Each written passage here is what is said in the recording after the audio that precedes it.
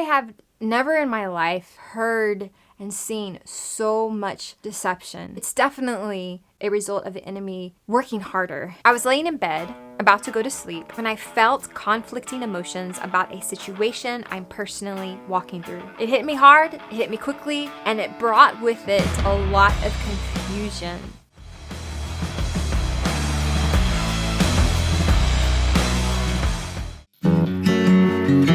It felt like an evil spirit was desperately trying to mimic the Holy Spirit, trying to alter my emotions, trying to make me feel a certain way I wasn't feeling moments earlier. I knew something was off because what I felt, what I heard, contradicted what I had been hearing God about the situation for several months. God does not just change his mind that quickly. Then I heard the Lord say, this is an attack of the enemy. The enemy is trying to mimic my voice, but it is not me. You need to rebuke this attack from this evil spirit. So obviously, I commanded the attack from the enemy to cease, to stop, in the name of Jesus, and it quickly did. I then dialogued with the Lord for a few minutes, going over what had just happened, trying to make sense of it, processing it with him. I then fell asleep, no expectation of this happening, but then the Lord gave me a very eye-opening, clear dream, what he was trying to show me and teach me through this attack.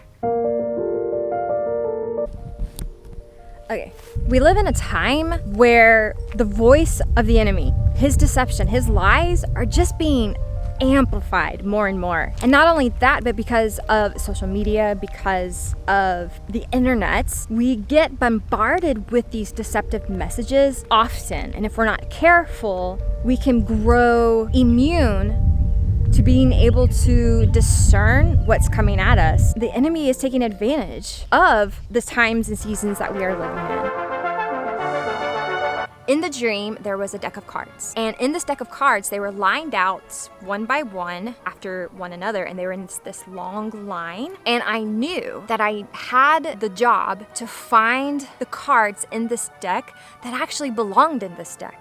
I was told that there would be counterfeit cards, and I needed to be careful what cards I chose. If I chose the counterfeit cards, it would result in me making choices that were not good for my life. And if I chose the cards that were correct, that had belonged in this deck, then I would reap the fruit of making wiser choices in my life. So I come to this deck and I'm looking at it, and I have this feeling that there's other people looking at this line of cards, doing the same thing, trying to discern, trying to see what cards were counterfeit. And as I looked, I came to a card. This one looks like it belongs in this deck. I'm gonna choose this card. But before I made the decision, I heard the voice of the Lord.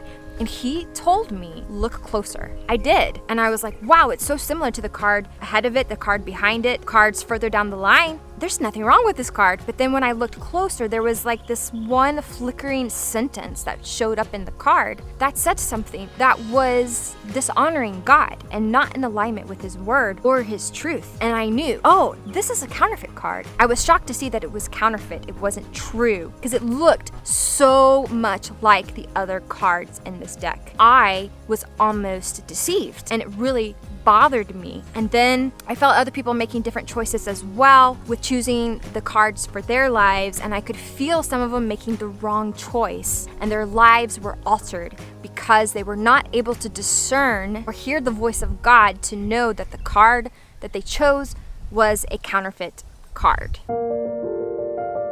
The Word of God tells us that we are in the world, but we are not of the world. And there's a reason for that. God knows how the world is. He knows, he's seen the patterns. They just kind of rotate through over and over again. There's nothing new under the sun. So he put wisdom in his word that we need to hold on to and that we need to learn from, that will help us separate good from evil and discern when something coming at us has really been influenced by an evil spirit, by the enemy. And we have the Word of God that we can test everything with. So know the Word of God, learn to hear the voice of the Holy Spirit, because these are the things that are going to guard you and protect you, and make sure that you have somebody older than you, wiser than you, that can disciple you, pour into you in a way that really reflects the love of the Lord for you.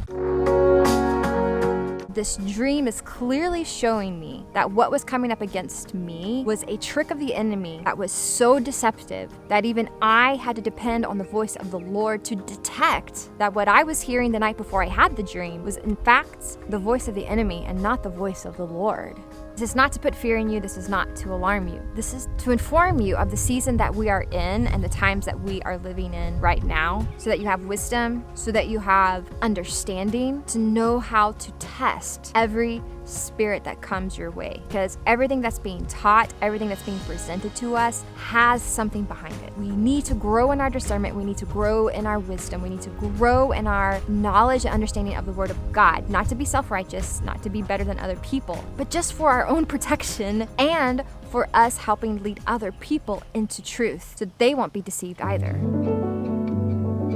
Above all else, guard your heart, for everything you do flows from it. Guard your heart. Guard what comes into your soul. Guard what you watch. Guard what you hear. Whatever is influencing you on a consistent basis will change you, will create and form the things that you hold on to as truth. The Word of God is alive and active.